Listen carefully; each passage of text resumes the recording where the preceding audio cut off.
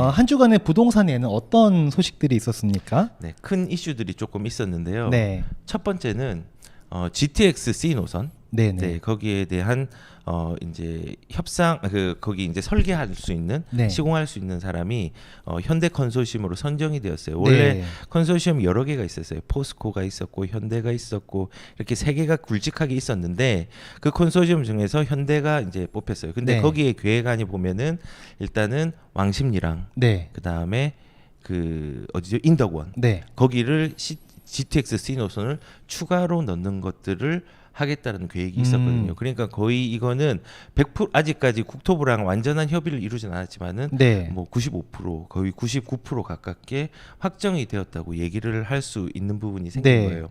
그래서 어떤 현상이 생겼냐면요. 잠깐만요, 소장님. 그럼 네. GTX C 노선 원래 계획되어 있는 것에 네. 원래는 인덕원이랑 왕십리역이 안 들어가 있었던 건가요? 안 들어갔습니다. 아, 그럼 추가로 들어가는 그렇죠. 거니까 국토부- 호재인 거네, 그쪽 그렇죠. 지역에는. 그렇죠. 그런데 이제 국토부에서 세 개의 노선을 추가할 수 있다라고 얘기를 했고 거기에 대한 계획서를 세 개의 컨소시엄에서 냈는데 네. 그 중에서 현대가 이제 간택이 된 거죠. 어떻게 네. 보면은 당첨이 된 거고 이렇게 되니까는 되게 의견들이 분분하고 다양해졌어요. 네. 근데 이제 우선은 그걸 보셔야 되는 게 이게 GTX가 딱 되면은 가격들이 어떻게 돼요? 엄청 오를 것 같은데요. 올라가죠. 네. 제가 지금 숫자를 말해볼게요.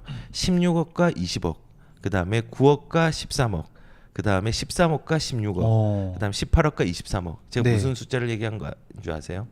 오르기 전 가격과 네. 그 C 노선에 합류된다는 발표 이후의 호가 가격. 커닝했죠. 네. 제가 여기 적어놨는데 커닝하셨어. 아 이거 보여주면 안 되는데. 제가 이제 그거예요. 사실은 지금 의왕시 포일동에 대장 아파트 엘센트로가 있는데 네. 그게 뭐 작년에 이제 10억에 거래됐고 네. 올해에 한 15억에 거래되고 16억에 거래되다가 호가가 이제 배짱 호가가 20억까지 나왔어요. 이 20억이면은 과천에 바로 위에 과천에 그 레미안 슈르라는 아파트가 있는데 네. 그 가격보다 지금 30평이 더 비싼 오. 수준이에요. 근데 아무튼 호가가 이렇게 나왔다는 거고 네. 이제 두 번째 얘기했던 9억에서 13억은 9억 9천이었는데 이게 인덕원 마을의 삼성 아파트라는데 이것도 인동선 인덕원의 GTX C 노선 추가 이후에 이제 호가가 이렇게 올라간 거고 그다음에 성동구 행당동에 서울숲이라는 아파트 있어요. 네, 네. 서울숲 3부라는 아파트 있는데 그게 이제 왕십리역 바로 앞에 있는 거거든요. 네. 그게 13억에서 16억으로 뛴 거예요. 야, 하루아침에 몇 억씩 다 올라가네요. 그렇죠. 이렇게 파괴력이 있는 거예요. 그리고 이제 서울숲 리버뷰 자이라는 아파트가 18억에서 23억으로 호가가 확 뛴 거예요. 이만큼 파괴력이 있으니까 네. 반응들이 여러 가지예요. 반응들이. 어떤 반응들이 있나요? 일단은 반대 입장이 있어요. 반대 입장. 네.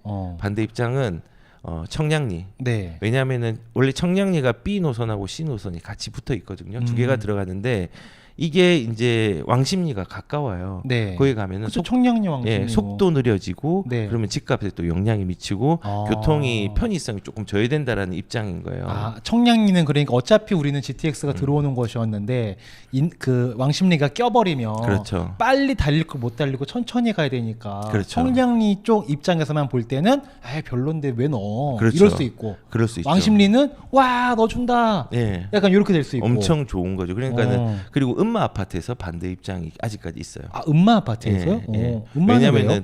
음마 쪽 아래쪽으로 대심도로 지나가면은 네. 집안이 이상해지고 흔들린다 해서 아. 거기에 대한 반발에 대한 부분들이 있는 거죠. 근데 반면에 화색하는 데는 네. 바로 인덕원과 그 다음에 그 왕십리 여기는 화색이죠. 지금 가격이 그걸 표현을 해주잖아요. 그러니까요. 난리네요, 예. 난리. 그리고 이제 아직 희망을 하는 데가 있어요. 희망은 의왕역. 거기는. 의왕역은 그 현대 컨소시엄에서 아직까지 그 계획안에 넣진 않았지만은 네. 의왕시랑 현대랑은 조금 원활하게 대화를 하고 있는 것 같아요. 그래서 만약에 인덕원 왕십리가 95%라고 하면은 네. 여기는 저는 이제 51% 정도 가능성이 조금 더 있다. 네. 계획에 들어갈 수 있는 부분이 있다라는 거를 좀 말씀을 드리고 그 다음에 촉구하는 지역이 나왔어요. 촉구하는 예. 지역. 네. 정말 이제 희망을 조금 그래도 놓치지 않는 데가 이제 의왕이고 희망이 좀 사라지기 때문에 강력하게 촉구하는 데가 안산하고 시흥 그리고 뭐 동두천까지도 이제 네. 양주에서 좀 늘려달라고 얘기를 아. 하고 시의원들이 막 이렇게 강력하게 촉구를 하고 있는 상황들이 된 거예요. 그래서 일단은 지금 이렇게 다양한 입장과 다양한 반응과 어떻게 보면은 자기의 어떤 지역의 입장에서 조금은 편이 약간 갈리는 정도가 있을 정도로 그렇네요. 뭔가 문제가 좀 생기는 부분이 있어요. 근데 이제 중요한 건 이거예요. 아, 지금 집값이 오른다. 이게 저는 포인트가 아니라요. 사실상 이런 GTX C 노선이라든지 이런 큰 호재가 있으면요. 네. 지금 현재 상승장이고 지금 현재 정부에서 뭐 공급도 많이 줄이고 그다음에 급감하는 상황을 만들고 이렇게 하는 상황이 있기 때문에 네. 가격이 급등을 하는 거예요. 그렇죠. 근데 거꾸로 하락장엔요 이 호재가 반응하지 않아요. 진짜 반응하지 않아요. 아. 가격에 반영도 안 돼요. 그러니까 지금 같은 네. 경우에는 네. 이게 어떤 지역에 따라 다를 수 있겠지만 호재라고 느껴지는 곳은 네. 이 호재가 나오자마자 가격에 바로 영향을 미치잖아요. 엄청 빠르게 미치죠. 그게 지금 상승장이라서 영향을 미치는 것이고 그렇죠. 만약에 지금이 하락장이었다. 네. 그런 경우에는 호재가 나와도 네. 그렇게 미치지 않는다라는 그렇죠. 거죠. 이 호재가 나오면 뭔 상관? 난 지금 어. 집값 떨어지는데 이렇게 되는 거죠. 그러면 반대로 생각을 해보면 지금 이렇게 호재에 상승되는 반응이 나왔다는 얘기는 지금은 확실히 부동산 시장이면 불장이다. 불장이 이렇게 될 볼 수 있다는. 그렇죠. 근데 얘기가 이제 될까요? 반대 급부적으로 제가 얘기를 하고 싶은 건요. 네. 이렇게 호재로 껑충 뛰잖아요. 네. 근데 이런 거를 따라잡으려고 추격 매수를 하고 있는 하는 사람이 있거든요. 추격 네, 매수. 네. 근데 그런 거를 좀 주의를 하고 차라리 내가 집이 없고 지금 집을 구해야 하는 형편이고 진보하는 대로 들어가려고 하면은 저는 개인적으로는 제일 많이 오르는 데는 사실은 거기에 이제 막 왕십리라든지 인도권에 직접적인 아파트들이 있어요. 네. 거긴 오르지만은 차라리 뭐 그 왕십리 같은 경우는 2호선 정도 전후로 해서 한 코스 정도에 되면은 네. 뭐 상왕십리라든지 이런 데 보면은 아직 저평가된 아파트가 있거든요. 네. 차라리 그렇게 간접적인 호재로 가는 것도 대안이 될 수가 있는 거고 인도권 같은 경우도 월판선이라든지 인동선이 거기에 포함이 되어 있잖아요. 네. 그 바로 한 코스 정도 종합운동장역이라든지 월판선은 그다음에 인동선은 이제 이제 농수산물 시장 쪽이 있거든요. 네. 그쪽이라든지 월판선 같은 거 청계라든지 이런 데 보면요. 아직까지 상대적으로 그 가격의 반응이 조금 덜 하는 데가 있거든요. 차라리 그런 데 가는 게 위험에 대한 버퍼 역할을 할 수 있다고 생각을 해요. 그래서 지금 많이 뭐 예를 들어서 의왕 같은 경우는 더 들어가면 안 되죠. 아직 네. 확정이 되지 않고 네. 가능성이 있지만 협상을 하고 있으니까. 그래서 더럭 의왕에 들어가면은 만약에 안 됐어. 그러면은 그런 상황이 생기는 거예요. 김포에 GTX D 노선이 김포선이 됐을 때 그거를 호재를 누리고 갔는데 바로 갔는데 네. 이게 결정이 된 다음에 이상하게 됐잖아요. 그쵸. 호가가 1억이 떨어졌어요. 네, 네. 그다음에 그 상록수역이 있어요. 안산에. 네, 지금 네. 여기도 지금 열심히 으쌰으쌰하면서 우리 빨리 가보자라고 좀 촉구를 하고 이제 협상을 하려고 하고 있는데 거기도 처음에 예전에 몇 달 전에 상록수역에 GTX 신호선 들어올 것 같다 하니까 거기 가격이 얼마 오른 줄 알았어요. 2억짜리가 4억 되고 3억짜리가 5억 됐어요. 순식간에.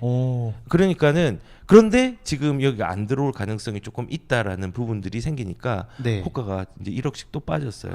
야, 근데 되게 신기하네요. 이게 확정이 아니고 네. 들어간다더라. 이게 흔히 말하는 카더라 통신인 거잖아요. 네. 그 카더라 통신만으로도 호가가 1, 2억 단위가 팍팍 움직이네요. 가격은 심리예요. 그러니까는 수요와 공급에 의해서 움직이고 그 수요와 공급이 심리가 더해지면서 가격들이 움직이는 거예요. 그러면 사람들의 심리가 사고 싶은 심리가 더 많이 되는 데가 어디겠어요? 자, 강남. 네. 그다음에 돈이 많이 없으면은 좀 발전하는데. 네. 그리고 또 돈이 좀 여력이 조금 되면은 서울로 쉽게 접근할 수 있는 곳에 네. 있는 여기 생긴다. 이러면 심리가 움직이겠죠. 지금처럼 뭐 공급이 완전히 급감하고 수요자는 몰려 있는 상황에서는 가격이 움직일 수밖에 없는 거예요. 그래서 저는 이제 GTX C 노선의 추가 노선 확정에 대한 부분이 가시화되고 있는 부분이 큰 이슈로 한 개가 있다고 생각이 들고요. 그러니까 엄청 큰 거네요, 이거. 조금 그리고 가격이 많이 움직였잖아요. 네, 그리고 지역에 따라서 진짜 많은 변화들이 생기겠네요. 그렇죠. 근데 이 되게 안타까운 얘기 한 개를 하면요. 네. 이 가격이 이렇게 지나치게 반응하는 건요. 호재가 있어서라기보다는 더 근본적인 문제는요. 네. 매물이 급감하고 매물이 없어서 그런 거예요. 수요와 공급 때문에 그런 거예요. 그게 만약에 균형을 이루는 시장이었으면요, 이 정도로 사람들이 호가를 배짱 호가를 대지 않고 부풀어지지 않는다는 거죠. 그러니까 지금 이 현상으로 우리가 진단해 볼 수 있는 건 그만큼 부동산 시장의 수요와 공급이 불균형적이라는 걸 보여주는 것이다. 그렇죠. 그거를 먼저 좀 생각을 하고 이 호재들을 바라보고 저는 이제 바라볼 때 이제 무주택자들, 그다음 집이 없는 사람들은 만약에 의왕에 뭐 아까 에센트로 20억짜리인데 그걸 샀어. 차라리 저는 지금은 그거를 살 바에는 서울로 가는 게 낫겠죠. 예, 서울로 가는 게 낫겠죠. 그래서 항상 뭐 호재가 있다고 다 좋은 게 아니라 그 가격대의 비교 우위를 전체적으로 입지별로 한번 따져봐야 돼요. 그쵸. 그래서 이 부동산은 지금 막 치고 올라간다더라 한다고 해서 거기만 볼 게 아니라 그거랑 다른 부동산들과 이제 비교 우위를 따져보고 상황도 좀 보고 그렇게 하고 의사결정을 해야 된다는 20억이면 거죠. 송파에 들어갈 수 있는데.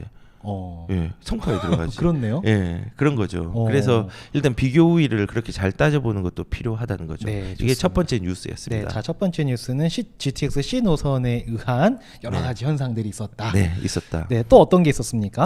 두 번째는 이제 양도세와 보유세 에 대한 부분들의 세금을 여당 쪽에서 가닥을 좀 잡았다.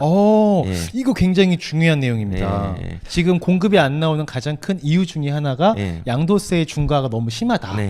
이게 있고 또 보유세가 높다 보니까 임차인들에게 전가되고 있다. 굉장한 사회적 이슈가 되고 있지 않습니까? 네, 맞습니다. 안 그래도 힘든 사람 더 힘들어진다 이러고 있는 건데 맞습니다. 거기에 대한 가닥이 나왔다고요. 근데 일단은 지금 현 정부에서의 가닥은 원래는 이제 종부세에 대한 부분들이 이런 거예요. 가격으로 이제 정해지는 게 아니라 상위 2% 공시가 상위 2%만 부과를 하겠다라고 얘기를 하고 해석하면 이런 거예요.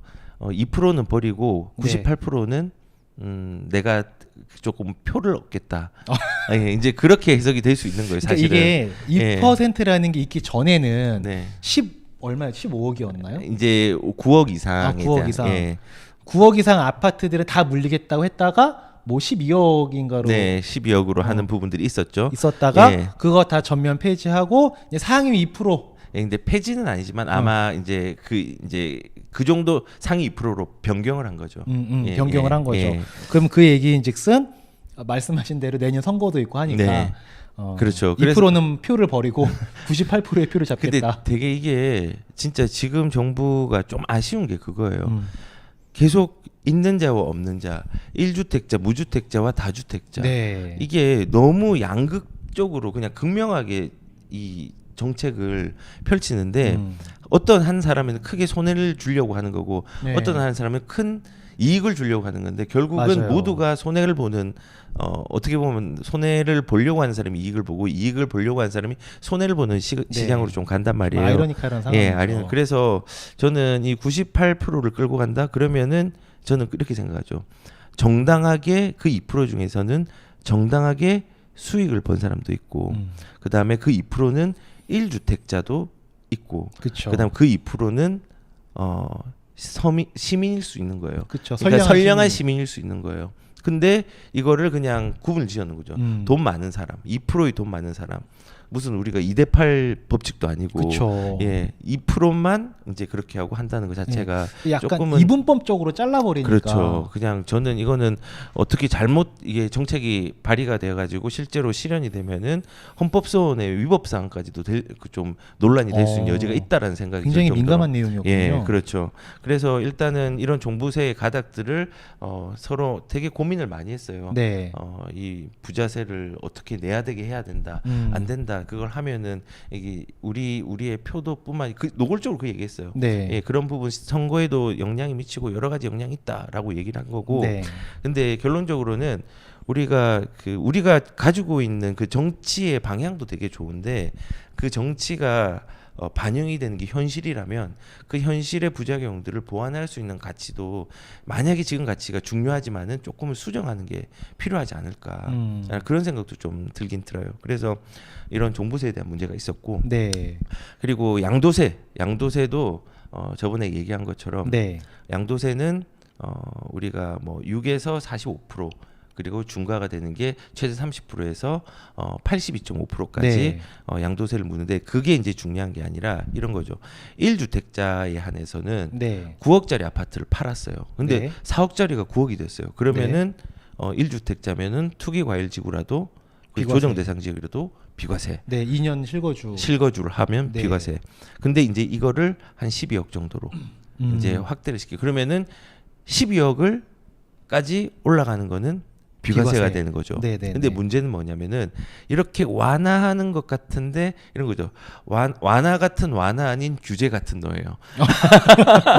그러니까 완화가 예, 그 노래죠.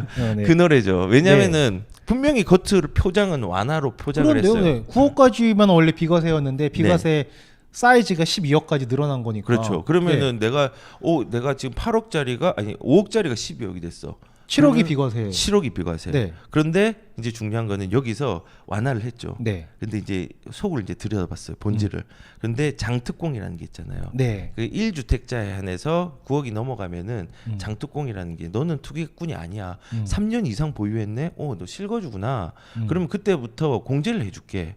그 비과세에 대한 부분들이 이제 12억이 넘어가면은 공제 구간이 있는데 그 네. 공제 구간을 확 줄였어요. 그러니까 5억 이상의 차익 나는 거, 그다음에 10억 이상의 차익이 나는 거, 20억 이상 초과 나는 거 이런 것들을 공제를 확 줄여버린 거. 원래는 우리가 80%까지 됐거든요. 장특공이 예, 장기 작년까지. 보유 특별 공제죠. 네, 네. 그러니까 5억을 벌면은 그 5억을 번 거 중에서 장특공 80을 하면은 그 1억 정도만 번 걸로. 번 걸로 하고 필요경비 빼고 이렇게 되는 거예요. 네. 근데 이게 작년에는 80%가 10년 살면은 80%였어요. 네. 근데 올해는 10년을 거주하고 10년을 보유해야지 이제 80%예요. 40 나눠졌어요. 아, 그러니까 이게 10년 갖고만 있었다고 비과세가 되는 건 아니고 그렇죠. 장특공이 되는 건 아니고 그렇죠. 10년은 갖고 있었으면서 10년도 살고 있었어야 네. 실거주까지 포함이 돼야 그렇죠. 이제 장특공을 똑같이 해주겠다. 또 까다로워진 거네요. 예. 그런데 이제는 10년을 살아도 돈이 만약에 20억이 벌었다 이러면은 네. 80%가 아니라 그냥 거기에 또 40% 깎이고 이렇게 해가지고 거의 반타작이 나는 거예요. 그러니까는 공제가 엄청 줄어든 거예요. 그러니까 그 원래는 이제 구간 이제 거주랑 보유에 대한 부분으로 이제 공제를 나눴는데 지금은 액수 5억 이상 번 사람, 10억 이상 번 사람, 20억 이상 번 사람 거기에 대해서 장특공의 공제를 포인트를 엄청 낮춰버리는 방향을 잡은 거예요. 네. 질문해도 되나요? 네, 질문해도 돼요. 예를 들어서 내가 5억 주고 샀는데 한 10년을 살았습니다. 네. 근데 이게 10억이 됐어요. 예를 들어서 네. 10억이 됐어요. 네. 그러면은 10년 동안 예. 5억을 벌었잖아요. 네.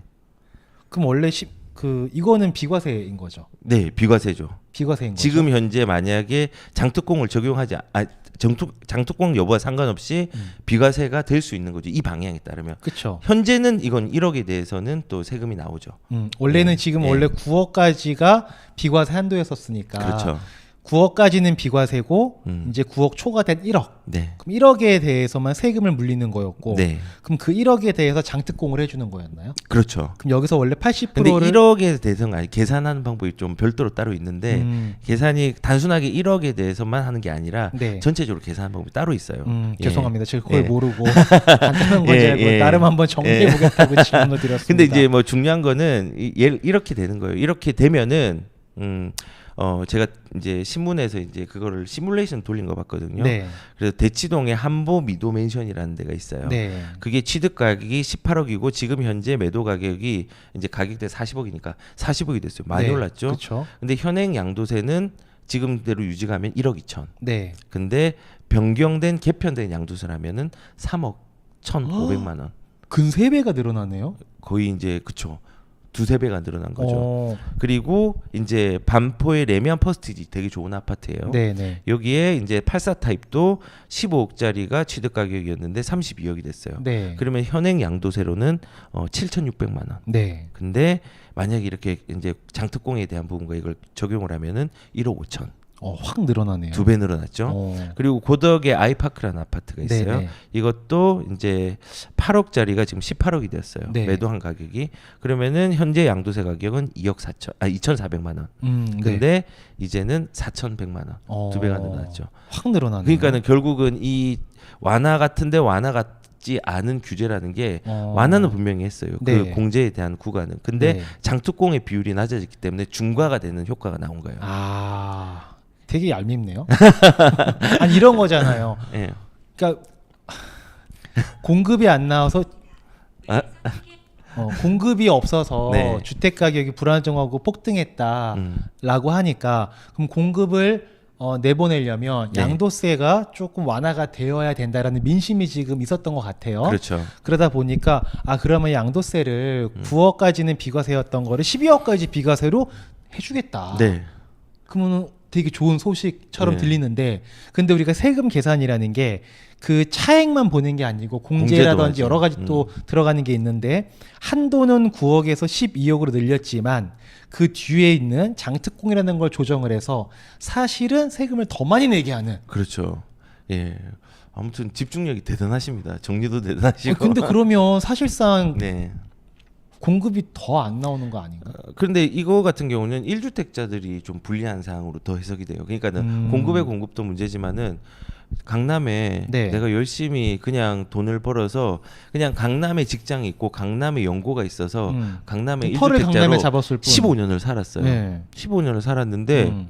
세금을 더 내래요. 난 투기꾼이 아닌데. 어. 집값을 올렸는데 그 집값 누가 올렸냐면은 인플레이션도 올렸지만은 급등은 규제로 급등이 된 거예요. 네. 근데 그거에 대한 돈을 내는 거는 정부에서 그 1주택자에게 내래요. 보유세가. 그러니까는 이게 조금 모순이 되고 안타까운 상황들이 만들어진 거예요. 그래서 지금 이렇게 보면은 정부에서 얘기를 하고 있는 많은 부분들이 뭐 제가 비난을 하고 이렇게 강력하게 비난을 하긴 싫지만은 뭔가 그 의도는 좋지 목적은 좋지만은 선한 의도를 가지고 있지만은 그 의도 자체가 본질이 과연 선할까라는 생각도 들고 그리고 두 번째는 정말 이게 그 시장을 안정화시키기 위한 본질적인 문제인가? 네. 아니거든요. 그래서 그런 부분들이 조금 안타깝게 느껴지고 그리고 마지막으로 한 짧게 얘기를 하면은 중요한 이슈가 한 개 더 있는데 그 우리가 이사 대책이라는 게 있어서 그때 공공에서 직접 개발한다는 게 있잖아요. 네. 그때 이제 그냥 핵심이 뭐냐면은 대부분의 이제 사업들이 2월 4일 이후에 빌라를 샀어. 네. 근데 그 빌라가 이제 공공 주도로 한 5년 뒤에 뭐 이제 지정이 되었어요. 그럼 현금 청산이에요. 네. 근데 그런 극단적인 예가 있어서 이제 이런 부분들을 조금 보완을 하기 위해서 이번에 이제 6월 28일 정도까지는 네. 매수를 해도 괜찮아요. 빌라를. 특히 이제 공공주택 복합 사업이라는 게 있어요. 네. 그 복합 사업에 대해서는 6월 28일 정도까지 만약에 사면은 이거는 이제 현금 청산이 되지 않는 부분으로 될 것 같아요. 이거 되게 큰 이슈네요. 그렇죠. 큰 거죠. 그래서 이사 대책 때는 이제 기한을 정해주지 않았는데 지금은 6월 28일 딱 정해진 건 아니지만은 정한 이유는 이제 6월 16일 날 국토교통위원회에서 이제 공공주택 특별법의 개정안들을 이제 가결을 했어요. 수정 가결을. 네. 그러면서 여기에 대한 그 현금 청산 대상에 대한 기간을 6월 28일 국회 본회의에 의결 일자 이후에 소유 등기권을 완료한 경우에 이전에 완료한 경우에는 이제 입주권을 주는 형식으로 하겠다라는 거예요. 네. 그래서 이건 현금 청산이 되지 않겠다라고 얘기한 거고 이것도 되게 큰 이슈예요. 그렇네요. 근데 여기에 대한 부작용이 뭐냐? 네. 그러면은 6월 28일이 얼마 남지 않았는데 네. 이때까지 여기에 그 1차부터 4차까지 그 이사 대책 관련된 이제 부지들을 발표를 했거든요. 네, 네. 거기에 엄청나게 사람들이 급하게 모이겠네요. 몰릴 수 있는 여지도 좀 아직까지 남아 있는 거죠. 그러면 이제 가격들이 조금 올라갈 수 있죠. 다만 이게 올라가는 게 많이 거래가 되는 게 아니라 사람들이 이제 결정이 됐으니까 이제 회수를 할 거 아니에요. 물건을 안 내놓겠죠. 안 내놓지만 네. 가끔씩 이제 더럭 내놓은 사람이 있어요. 그쵸. 그런 사람들이 이제 물건을 크게 내놓아가지고 크게 가져갈 수 있는 거죠. 가뭄에 콩나물 한 개 탁 예. 나오면은 그냥 그렇죠. 참 제가 부동산 전문가는 아니지만요. 네. 이런 얘기 많더라고요. 지금처럼 약간 좀 비하하는 겁니다. 정부를. 예. 지금처럼 부동산 투자해서 돈 벌기 편할 때는 없다. 왜냐? 정부가 다 찍어준다. 네. 거의 뭐 그런 느낌. 그러니까 옛날에 그런 말도 있었어요. 정부가 규제 지역으로 지정된 데 들어가라는 얘기 있었어요. 네. 거기는 찍어준다니까. 그러니까요. 예. 지금도 그 삼성동 주변에 네. 토지거래 허가구역으로 묶인 데들이 있잖아요. 네. 강남 압구정이라든지 뭐 이런 데들. 네. 이건 언젠가는 풀릴 건데 네. 그러면 완전 대박 날 거다. 그래서 엄청 모인다는.